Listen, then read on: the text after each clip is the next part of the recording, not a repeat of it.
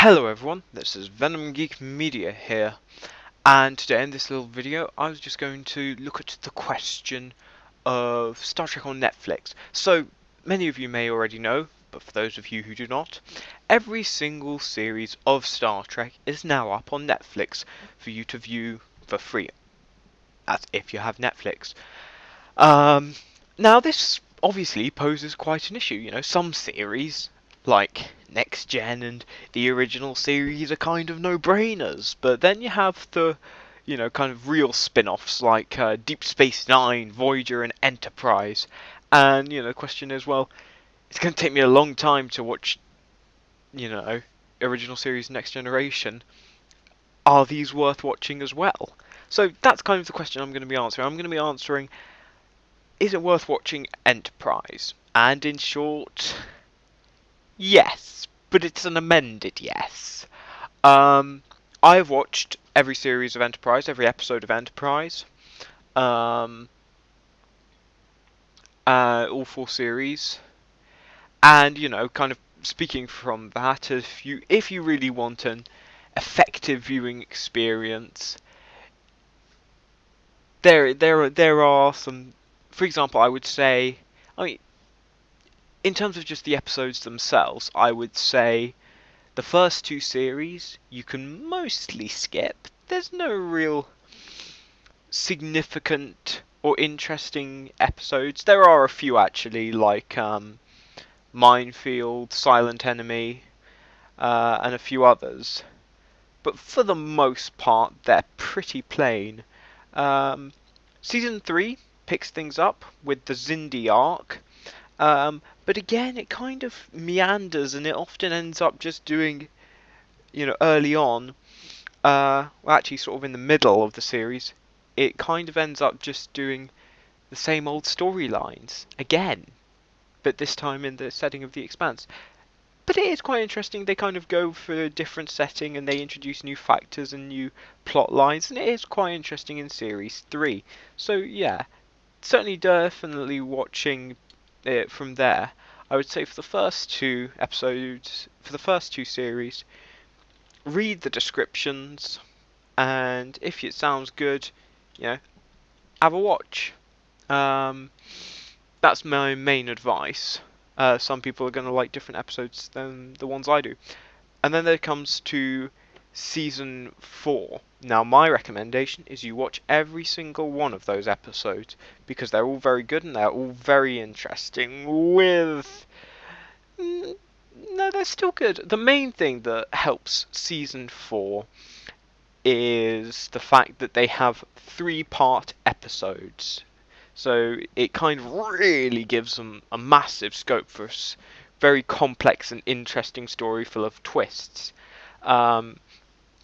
Episodes like the Augment arc, which features Brent Spiner as Dr. Sung, is very good, even better. But that was kind of like a blueprint. Even better is the Vulcan arc and the Romulan arc. That's really good. I love that. That's my favourite. And all the twists that happen in that. And there are a few good single episodes. I quite like Observer Effect and Daedalus. They're all right. They're pretty, in some ways, pretty recycled plot lines, but they're still quite good episodes actually. And then there are 3 two-parters. There's Affliction and Divergent, which are actually really cool. I really like them. And there's also Demons and Terra Prime. I forget the name. Demons and Terra Prime. Very good. Very prominent, that one. Got some very important messages in that one concerning sort of xenophobia and all that. So that's very interesting. And then there was also the In the Mirror Darkly, which they did 2 parts, which were quite interesting because they weren't really connected in any way to the Prime universe. In previous Mirror Universe episodes in other series, they've always had to have a person from the Prime universe cross over to the Mirror universe. Here, less so actually. Um, it's actually just, a direct look at this is how they operate in the Mirror universe.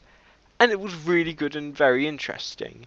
Um, so, Season 4 is definitely worth a watch. Season 3 and some episodes from the first two series. So yeah, I mean, all in all, it's a good, entertaining. How does it compare to the others? Well, you've got some good character. Captain Archer is actually quite a good captain, because he's so dark. You see that especially in series 3.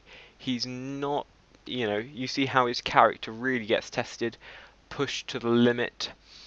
Um, he's quite a flawed man.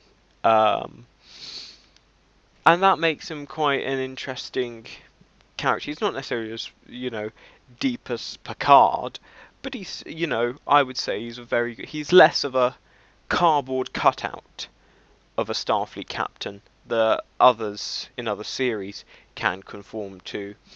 Um, so yeah, you also have Tucker, Commander Tucker, who's very good actually, very likable character as the chief engineer.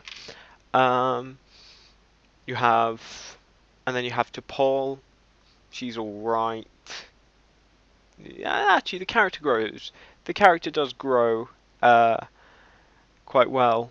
And then you get interesting, and then of course there's all the other characters, and sometimes they'll feature prominently in a story. I would say the most underused of the main characters is Travis Mayweather, the helmsman. He just has one or two episodes focused around him and his family, which is a shame. That's another thing. The world building they do in Enterprise, they kind of have to portray this century before original Star Trek. So it's very interesting, some of the things. It's about establishing the Federation and all these things that came before it.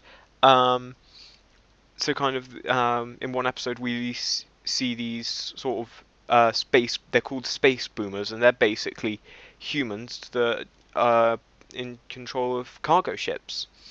And these cargo ships are really slow, and they basically just will live and die on these cargo voyages.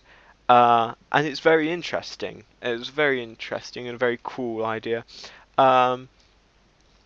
Also, the Enterprise is refreshingly, although it does become quite repetitive, weak and underpowered. You'll find that when watching the series, the phrase "we've lost hull plating" gets thrown around quite a lot. So it is a bit repetitive, but it works. It really does.